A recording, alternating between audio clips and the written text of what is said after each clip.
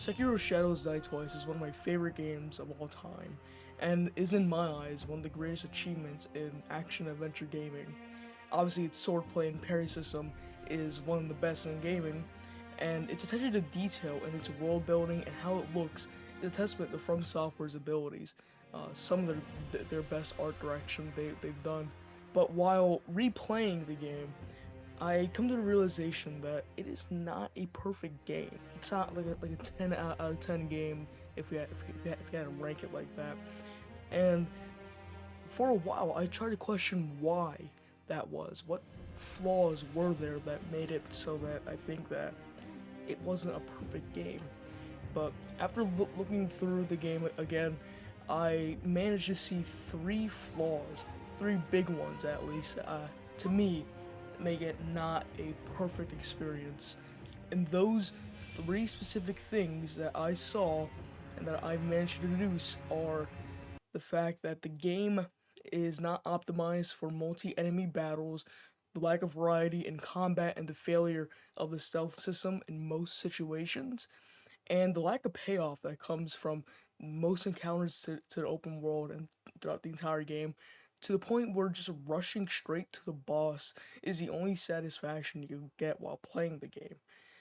These are just, in my opinion, some things that hold back Sekiro from being perfect. If you don't have that problem, that's perfectly fine. Of course, we all have different tastes in games and different tastes in what's good and what's not good.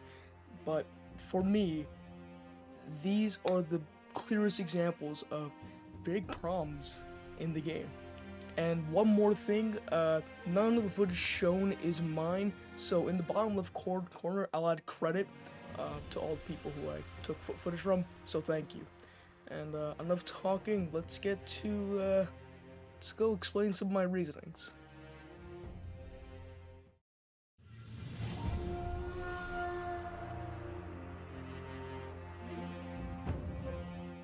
The 1v1 encounters in Sekiro are amazing, from a lowly enemy to a mini-boss to a fucking Bloodborne boss. Each one of them is amazing in their own special way. When it comes to the multi-enemy encounters, for some reason this well-oiled machine that is Sekiro's combat comes to a grinding halt. I think the biggest culprit of this comes from the Juzo fight. I mean, in the fight, there's a multitude of enemies surrounding him. From normal grunts to shield ones to archer ones, and the problem is that there is no way to stealth around this. I mean, there's no way to pick them off one by one without aggroing each of them. So you simply have to go up there and attack each one individually, and that is where Sekiro completely falls flat in its gameplay. They all gank up on you, and it's not in like a fun Dark Souls kind of way where you manage to get your way out of the situation, but in a bad Sekiro way, because there's no way to escape, there's no grapple points to get away. You simply have to stay there and you have to fight them. And then there's more that are hiding around the corner. And sure, there's an NPC that can help you out. They can take some aggro off of you, but he dies in like 2 shots. And that doesn't help when there's that giant fucking thing trying to attack you. And the enemy eye is also abysmal. It seems like they all try to go on top of you, and that's where like it shows the failure of the game system, because the game is built around 1v1 encounters.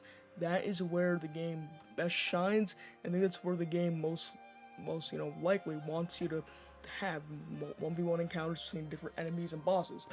And so anything above that is overwhelming and mismanaged, as they all each want to have the 1v1 encounter with you, but there's so many of them that you can't do it all at once.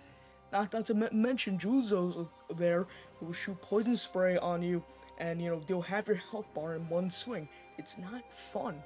In a 1v1 encounter, you and Juzo would have a good fight. I mean, it would probably be a pretty fun boss fight, or at least like a mini boss fight, 1v1. But when you burn all your gourds on the crappiest gang fight since Dark Souls 2, and you probably wasted a respawn because of this, it's simply just a huge flaw in the gameplay. And it's not like this is the only time it happens, but to me, this is the most egregious out of the whole bunch.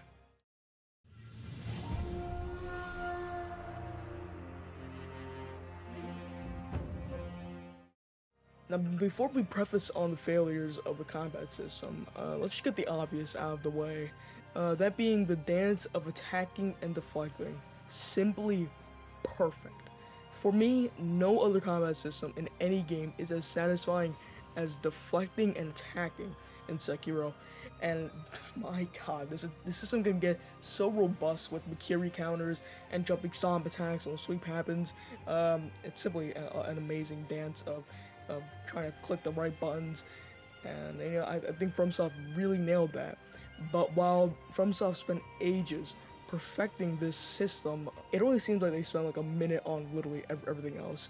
Kind of like what I mentioned in the gank section of this. This game is tailor made for 1v1 encounters, but when it comes to something like stealth, it almost seems half-assed in comparison. Let's look at the gun fort level, for example.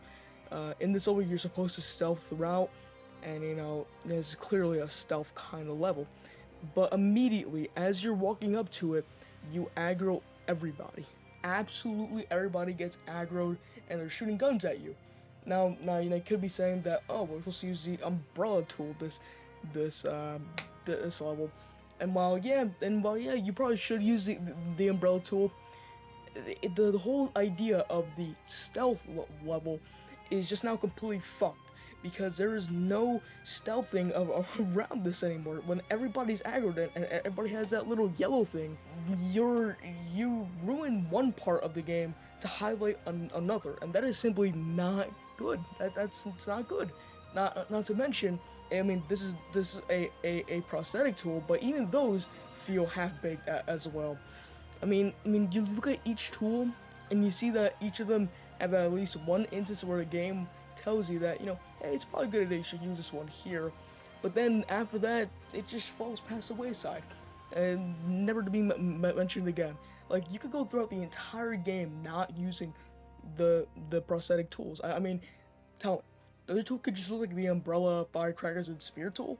I mean, obviously you can use other prosthetic tools, but the system almost feels forced in comparison to everything else, and FromSoft trying to shove it down your throats rather than weaving it into the core of how you play the game.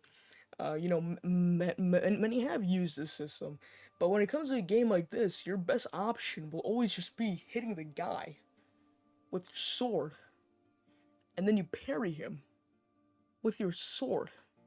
And if it wasn't for the fact that the swordplay is so freaking amazing, this game would be, dare I say, boring. I mean, like, while traversing each level feels great, I mean, it's probably the best movement in any FromSoft game. Oh, actually, no, Armored Core 6 is probably better movement. But aside from that, it just feels like you're fucking it up with this half-baked failure that is like the prosthetic tool, that is the stealth, that is everything else that this game tries to just to throw and stick at the wall, completely falls by the wayside, and it's simply not fun. And I think that's a huge blemish on this game, where the combat system of the sword and parrying is so amazing, I think that takes away from just how everything else is just not as good as it. And I think that's a huge problem, where they focused on one thing and put all their eggs on that one basket, but failed at everything else.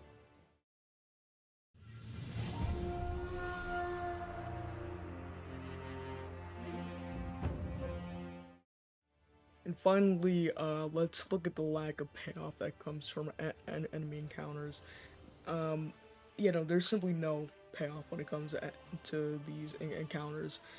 Sure, you can get some money and some XP, and maybe some ceramic shards, whatnot, if you're lucky, but there is no incentive to go fight these crappy gank fights in each level.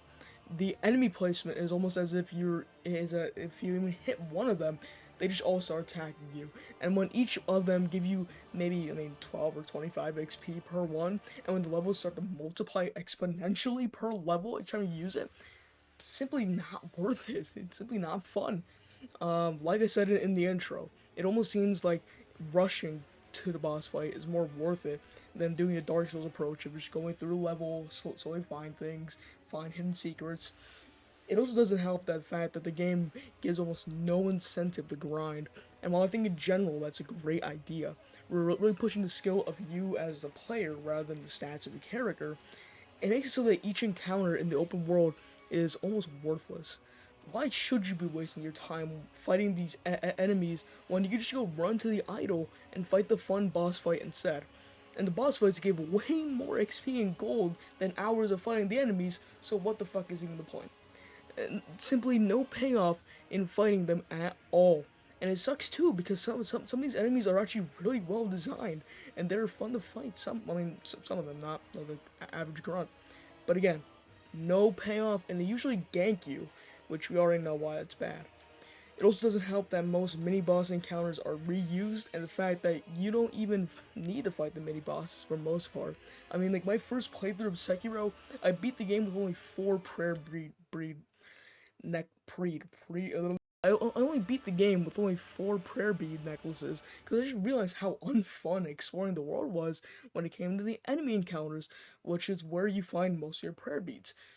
And not to mention everything else that isn't just a prayer bead, you kind of don't need. I mean, the sword and the prosthetic tools are fine, whatever, but your sword and your parrying and understanding when to attack, when to deflect, that gets you through the game, not the items you find across the world.